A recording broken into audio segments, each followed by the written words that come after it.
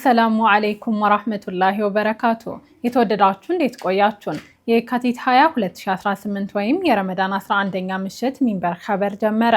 ፋይዛ መሐመድ የዕለቱ ሚንበር ኸበር እየመራው ከናንተ ከተመልካቾች ጋር ቆያለሁ። እስከ ፍጻሜው አብራችሁን እንድትዘልቁ በአክብሮት እየጋበዝኩ ለዕለቱ ከያዝናቸው ጉዳዮች መካከል አበይቱን አስቀድማለሁ። የሰላም ጥሪውን ያልተቀበሉ አካላት የሰላም አማራጭን እንዲጠቀሙ ጥሪ ቀረበ።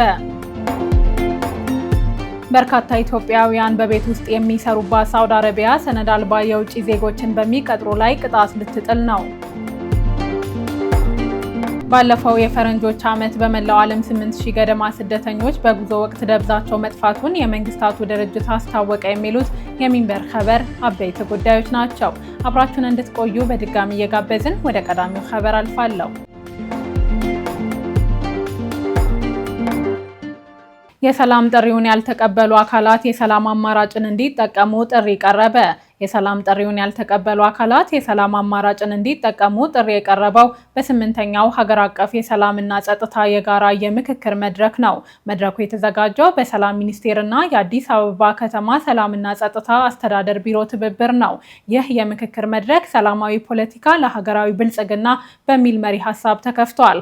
የምክክር መድረኩ ዋና ዓላማ በወቅታዊ ሀገራዊ የሰላምና የጸጥታ ጉዳዮች ላይ ሰፊ ውይይትና የልምድ ልውውጥ ማድረግ መሆኑ ተገልጿል። በፌዴራልና በክልል የሰላምና የጸጥታ ተቋማት መካከል ያለውን ቅንጅት፣ ተግባራዊ ትብብርና የጋራ መግባባት ይበልጥ ማጠናከርም ሌላኛው የመድረኩ ዓላማ መሆኑ ተመላክቷል። የሰላም ሚኒስትር መሐመድ ኢድሪስ በመድረኩ ባስተላለፉት መልእክት አዲስ አበባ ሰላምና ልማት የተረጋገጠባት የዓለም የዲፕሎማሲ ማዕከል እየሆነች የመጣች ከተማ ናት ብለዋል። በአዲስ አበባ ሕዝብን በባለቤትነት በማሳተፍና ቴክኖሎጂን በመጠቀም የተከናወነው ውጤታማ የሰላም ስራ ለሌሎች አካባቢዎችን በተምሳሌትነት የሚጠቀስ መሆኑን ተናግረዋል። መንግስት የሰላም በርን ለሁሉም ክፍት ማድረጉን ያነሱት ሚኒስትሩ በዚህም በርካታ የቀድሞ ታጣቂዎች ወደ ሰላማዊ ህይወት መመለሳቸውንና የልማቱ ተሳታፊና ተጠቃሚ መሆናቸውን ተናግረዋል። አሁንም የሰላም ጥሪውን ያልተቀበሉ አካላት የሰላም አማራጭን እንዲጠቀሙ ጥሪ አቅርበዋል። በተጨማሪም በተቋቋመው ሀገራዊ የምክክር ኮሚሽን የዘመናት ስብራትን ለመጠገን በርካታ ስራዎች እየተሰሩ መሆኑንም ጠቅሰዋል። ከዚህ በተጨማሪም 7ኛው ጠቅላላ ምርጫ በስኬት እንዲጠናቀቅ የሰላምና ጸጥታ መዋቅሩ አስቻይ ሁኔታዎችን በማመቻቸት በኩል የተጣለባቸውን ታሪካዊ ኃላፊነት እንዲወጡም አጽንኦት ሰጥተዋል። በመድረኩ የአዲስ አበባ ከተማ አስተዳደር ከንቲባ አዳነች አቤቤ፣ የክልል ምክትል ርዕሳነ መስተዳድሮች፣ የፌዴራል የክልልና የከተማ አስተዳደር የሰላምና ጸጥታ አመራሮች መገኘታቸውን የኢትዮጵያ ዜና አገልግሎት ዘግቧል። በርካታ ኢትዮጵያውያን በቤት ውስጥ የሚሰሩባት ሳውዲ አረቢያ ሰነድ አልባ የውጭ ዜጎችን በሚቀጥሩ ላይ ቅጣት ልትጥል ነው። የሳውዲ አረቢያ የሰው ኃይልና ማህበራዊ ልማት ሚኒስቴር የሀገሪቱን የስራ ስምሪት ሕግ በማሻሻል አዳዲስ የቅጣት ደንቦችን ይፋ አድርጓል። በአዲሱ የአስፈጻሚ ደንብ አሰሪዎች ያለ ህጋዊ የስራ ፈቃድ ማንኛውንም የውጭ ሀገር ዜጋ ቀጥረው ከተገኙ 10,000 የሳውዲ ሪያል ቅጣት የሚጥል ነው። አንድ ቀጣሪ የሰራተኛውን ፓስፖርት አሊያም የመኖሪያ ፍቃድ ያለ ፍቃዱ ከያዘበት በእያንዳንዱ ሰራተኛ የ3,000 ሪያል ቅጣት ይጣልበታል ተብሏል። በተጨማሪም ያለ ህጋዊ ፍቃድ የውጭ ዜጎች የሰራተኛ ቅጥር ወይም አቅርቦት ላይ በቀጥታም ሆነ በተዘዋዋሪ የተሰማሩ ግለሰቦች በመጀመሪያ ጥሰት 200,000 ሪያል ቅጣት የሚጠብቃቸው ሲሆን በጥፋቱ ከቀጠሉ ደግሞ እስከ 250,000 ሪያል ቅጣት እንደሚጣልባቸው ተገልጿል። ሳውዲ ጋዜጣ እንደዘገበው የሰራተኛ ውልን መመዝገብ ያልቻለ ቀጣሪ በእያንዳንዱ ሰራተኛ 1,000 ሪያል ይቀጣል። ሌሎች ቅጣቶችም የተካተቱ ሲሆን እድሜያቸው ከ15 ዓመት በታች የሆኑ ህፃናትን መቅጠር እንደ ከባድ ወንጀል ተቆጥሮ እስከ 2,000 ሪያል የሚያስቀጣ ሆኗል። እንዲሁም ለሴት ሰራተኞች የሚገባውን የወሊድ ፍቃድ የማይሰጡ አሰሪዎች 1,000 ሪያል ቅጣት ይጠብቃቸዋል የሚለውም ተካቷል። የሳውዲ የሰው ኃይልና የማህበራዊ ልማት ሚኒስቴር ማሻሻያው የተደረገው የስራ ገበያውን መረጋጋት ለማረጋገጥ የሰራተኞችን መብት ለማስከበርና የስራ አካባቢውን ምቹና ግልጽነት የተሞላበት ለማድረግ እንደሆነ ገልጸዋል። በሳውዲ አረቢያ ከ750,000 በላይ ኢትዮጵያውያን የሚገኙ ሲሆን 60 በመቶ ያህሉ መደበኛ ባልሆነ መንገድ ወደ ሀገሪቱ መግባታቸው እንደሚገመት እንደ አውሮፓውያኖቹ አቆጣጠር በ2023 የወጣው የሚክስድ ማይግሬሽን ሴንተር መረጃ ያመለክታል። እንዲሁም ሳዑዲ አረቢያ ከየካቲት 5 እስከ 11 ቀን 2018 ባካሄደችው የህገወጥ ስደተኞች ቁጥጥር ዘመቻ ድንበር ጥሰው ለመግባት ሲሞክሩ 1663 ግለሰቦች የተያዙ ሲሆን ከነዚህም ውስጥ 54 በመቶ ኢትዮጵያውያን መሆናቸው ተገልጸዋል።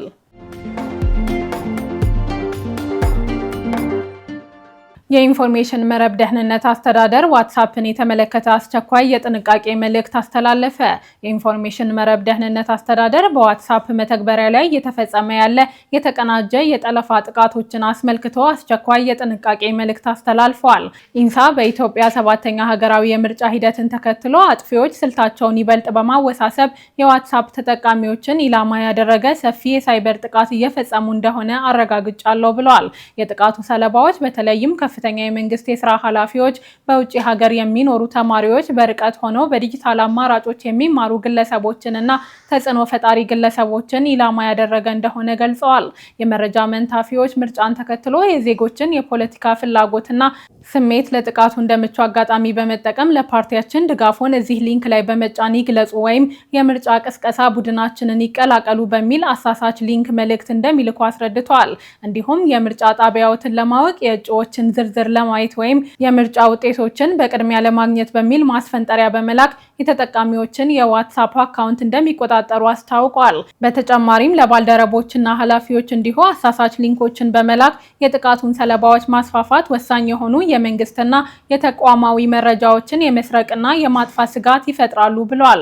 በመግለጫው የዋትስአፕ ተጠቃሚዎች ሊያውቋቸው ይገባል ያለውን አስቸኳይ የጥንቃቄ መንገዶችን ጠቁሟል። በዚህም ተጠቃሚዎች ባለ 2 ደረጃ ማረጋገጫን በማብራት የማረጋገጫ ኮድን ባለማጋራት፣ አጠራጣሪ ሊንኮችን ባለመክፈት፣ የገንዘብ ጥያቄን በመደበኛ ስልክ በማረጋገጥና የመረጃ ጥንቃቄ እንዲያደርጉ አሳስበዋል።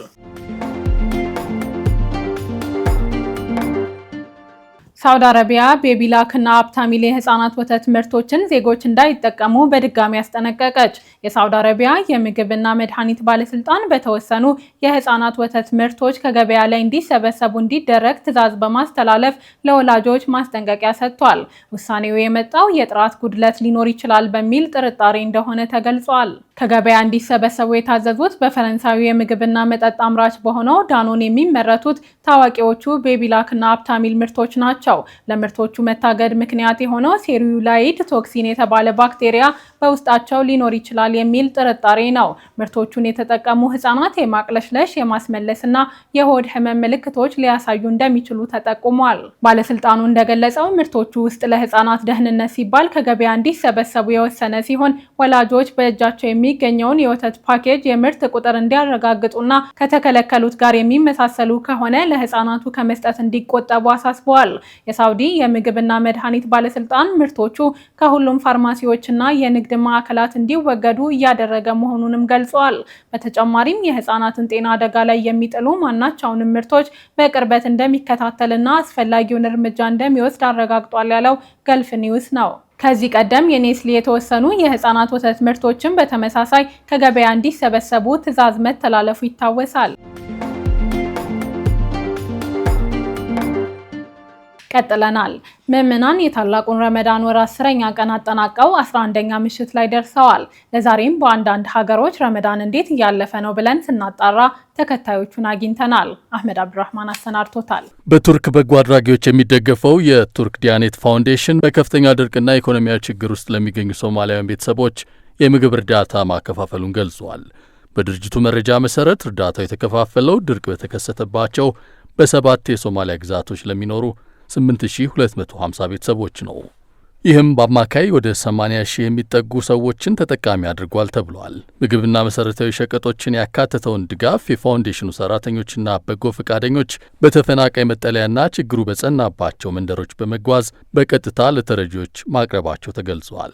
ዴሊ ሰባህ እንደዘገበው ባለፉት 2 ዓመታት በሶማሊያ የተከሰተው ተከታታይ ድርቅ በምግብና በንጹህ መጠጥ አቅርቦት ላይ ከፍተኛ ችግር አስከትሏል። ፋውንዴሽኑ ከሶማሊያ በተጨማሪ በታንዛኒያ ፔምፓ ደሴት ለሚገኙ የቲሞችና ተማሪዎች የምግብና የልብስ እርዳታ ማቅረቡ በዘገባው ተጠቅሷል። ፈረንሳይ ለኢፍጣር ጨዋታ ማቋረጥን በከለከለችው ፈረንሳይ የኖንት ግብ ጠባቂ የተጎዳ በማስመሰል ሙስሊም ጓደኞቹ እንዲያፈጥሩ ማድረጉ ሙገሳ አስገኝቶለታል። የቀድሞ የፖርቹጋል ብሔራዊ ቡድን ግብ ጠባቂ አንቶኒዮ ሎፔዝ ይህን ያደረገው ቡድኑ ባለፈው እሁድ ሉአንሮ ጋር ባደረገው ግጥሚያ ነው። ዴይሊ ሜል እንደዘገበው በዕለቱ ግጥሚያ ወቅት የኢፍጣር ሰዓት መድረሱን ተከትሎ ግብ ጠባቂው የተጎዳ በማስመሰል ኳሱን በአቅራቢያው ከሜዳ ውጭ በመወርወር የሕክምና እርዳታ እንዲደረግለት ጥሪ አቅርበዋል። በእግር ኳስ ሕግ ሌሎች የሜዳ ውስጥ ተጫዋቾች ጉዳት ሲያጋጥማቸው ከሜዳ ውጭ ወጥተው እንዲታከሙ ቢደረግም ግብ ጠባቂዎች ግን በዚያው እርዳታ እንዲያገኙ ስለሚደረግ ተጫዋቾች ረፍት አግኝተዋል። ለአንቶኒዮ ሎፔዝ የሕክምና ድጋፍ እንዲደረግ በቆመበት አፍታ 5 የኖንት ተጫዋቾች ወደ ዳር በመውጣት ማፍጠር ችለዋል። የኢፍጣር ረፍት በምትከለክለው ፈረንሳይ ኒቃብ በአደባባይ ማድረግ እንዲሁም ሃይማኖታዊ ሕጎችም ላይ እንዳይተገበሩ ጥብቅ ክልከላ ይደረጋል።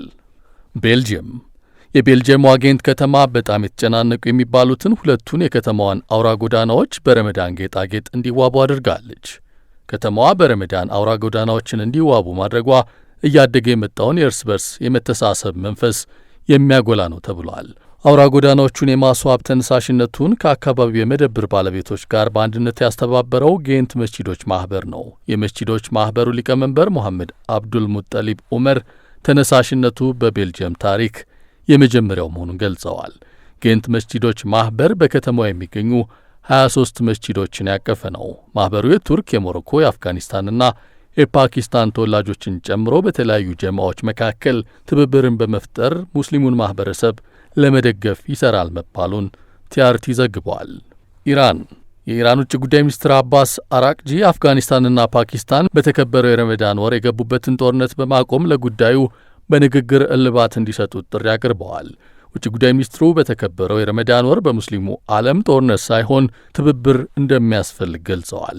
የተፈጠሩ ልዩነቶችንም በጉርብትና የወዳጅነት ስሜት መፍታት እንደሚገባም አሳስበዋል። ሀገራቸው አፍጋኒስታንና ፓኪስታን የገቡበትን ጦርነት ለማስቆም ማንኛውንም ድጋፍ ለማድረግ ዝግጁ መሆኗንም አስታውቀዋል። የኢራን ጥሪ የመጣው በሁለቱ ሀገሮች መካከል በአዲስ መልክ ውጥረት በመንገሱ የአፍጋኒስታን መንግስት ሐሙስ ዕለት የድንበር ላይ ጥቃት መሰንዘሩን ተከትሎ የፓኪስታን ጦር ከሌሊት እስከ ጁምዓ ማለዳ ድረስ በዋና ከተማዋ ካቡል እንዲሁም በካንዳሃርና በሌሎች አውራጃዎች ላይ ያነጣጠረ የአየር ጥቃት ከፈጸመ በኋላ ነው። በመጨረሻም አሜሪካ የዲትሮይት የሕዝብ ትምህርት ቤት ተማሪዎች ኢድ አልፊጥርን እንደ በዓል ዕውቅና እንዲሰጠው ለአውራጃው ጥያቄ አቅርበዋል።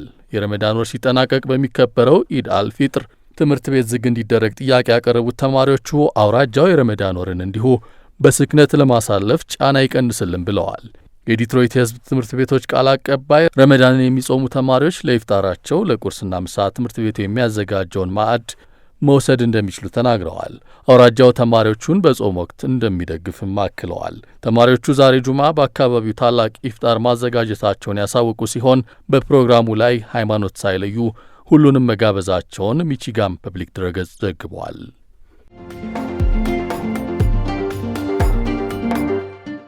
የተወደዳችሁ አሁንም የተከታተላችሁ የምትገኙት ሚንበር ኸበርን ነው። አብራችሁን ስላላችሁ ደስ ይለናል። ለሚንበር ኸበር ጥቆማ ወይም ማስተያየት ካላችሁ በአጭር የስልክ ቁጥር 9282 ላይ ብትልኩልን አጣርተን መልሰን ለእናንተው እናቀርባለን። የሚቀናችሁ ማህበራዊ ሚዲያ ከሆነ በሁሉም አማራጮች @ሚንበር ቲቪ ብላችሁ ብትፈልጉን ታገኙናላችሁ። ድረገጻችንን www.minbertv.comን ብትጎበኙ ደግሞ አዳዲስ መረጃ ታገኛላችሁ።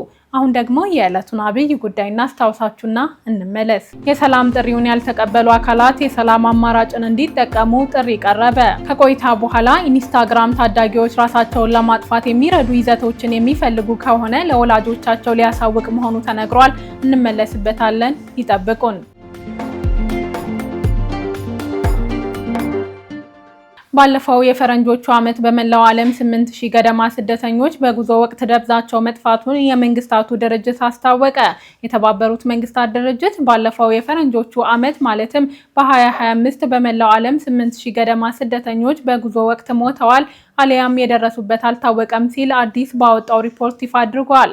የሟቾች ቁጥር ከዚህም ከፍ ሊል እንደሚችል የጠቀሰው የድርጅቱ ሪፖርት የሜዲትራኒያን ባህር የጉዞ መስመር ባደገኝነቱ ተለይቶ የበርካቶች ሕይወት የጠፋበትና ከፍተኛ ሞት የተመዘገበበት ስፍራ መሆኑንም ገልጸዋል። በተለይም ከተለያዩ የአፍሪካ ሀገራት ስደተኞች ወደ አውሮፓና የመካከለኛው ምስራቅ ሀገራት በህገወጥ መንገድ ለመግባት የሚመርጡት ነው በተባለው የሜዲትራኒያን ባህርና የአፍሪካ ቀንድ አካባቢ በተለያዩ ጊዜያት ከፍተኛ የስደተኞች ሞት የተመዘገበበት መሆኑን ሮይተርስ ዘግቧል። የተባበሩት መንግስታት ድርጅት የስደተኞች ኤጀንሲ ህገወጥ የሰዎች አዘዋዋሪዎችን ለችግሩ መባባስ ተጠያቂ አድርጓል።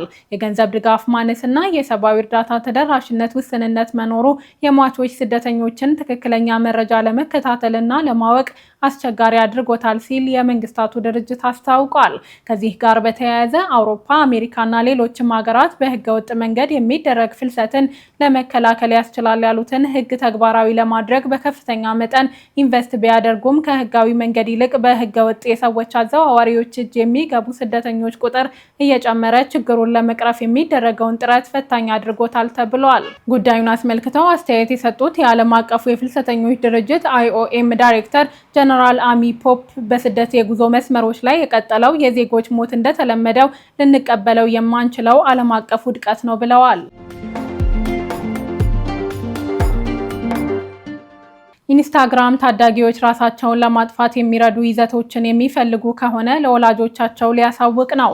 በኢንስታግራም የህፃናት መከታተያዎችን የሚጠቀሙ ወላጆች ልጆቻቸው በመተግበሪያው ላይ ራስን ከማጥፋት ወይም ከመጉዳት ጋር የተያያዙ ቃላትን በተደጋጋሚ የሚፈልጉ ከሆነ ማስጠንቀቂያ እንዲደርሳቸው ሊያደርግ መሆኑን አስታውቋል። ኢንስታግራምን በባለቤትነት የሚያስተዳድረው ሜታ ወላጆች ልጆቻቸው በኢንስታግራም ላይ ጎጂ የሆኑ ይዘቶችን ሲፈልጉ ሲያሳውቅ ይህ የመጀመሪያው ነው። ከዚህ በፊት ፍለጋዎችን ማገድና ተጠቃሚዎችን እርዳታ እንዲያገኙ ወደ ሌሎች የመምራት እርምጃዎችን ይወስድ ነበር።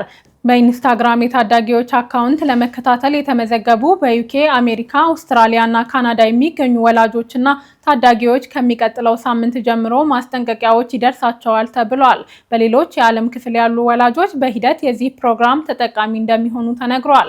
የኢንስታግራም የታዳጊዎች አካውንት ማስጠንቀቂያዎች ወላጆች በልጃቸው ባህሪና በመተግበሪያው ላይ በሚያደርጉት ፍለጋ ላይ ድንገተኛ ለውጥ ከተከሰተ ለማሳወቅ የተነደፉ ናቸው። ሜታ በብሎግ ላይ እንደገለጸው እርምጃዎቹ በኢንስታግራም ነባር የታዳጊዎች ጥበቃ ላይ የተመሰረቱ ናቸው። እነዚህም በመተግበሪያው ላይ ራስን ከማጥፋት ወይም ራስን ከመጉዳት ጋር የተያያዙ መረጃዎችን መደበቅና ጎጂ ወይም አደገኛ ይዘቶችን መፈለግን ማገድን ያካትታሉ። ሜታ ለቤተሰቦች ባለው መረጃ ላይ በመመስረት ማንቂያዎች ለወላጆች በኢሜል፣ በጽሁፍ፣ በዋትሳፕ ወይም በኢንስታግራም መተግበሪያ ይላካል። ሜታ እንደሚለው የኢንስታግራም አዳዲስ ማንቂያዎች ከተጠቃሚ ፍለጋ ስልቶች ትንተና የመነጨው ምንም አይነት ስጋት በማይኖርበት ጊዜ አልፎ አልፎ ወላጆችን ሊያስጠነቅቅ ይችላል ብለዋል። ውድ ተመልካቾች ለዛሬ ያዘጋጀነው የሚንበር ኸበር በዚሁ ተጠናቀቀ። ፋይዛ መሐመድ አብሬያችሁ ቆየሁ። ወሰላሙ አለይኩም ወራህመቱላሂ ወበረካቱ።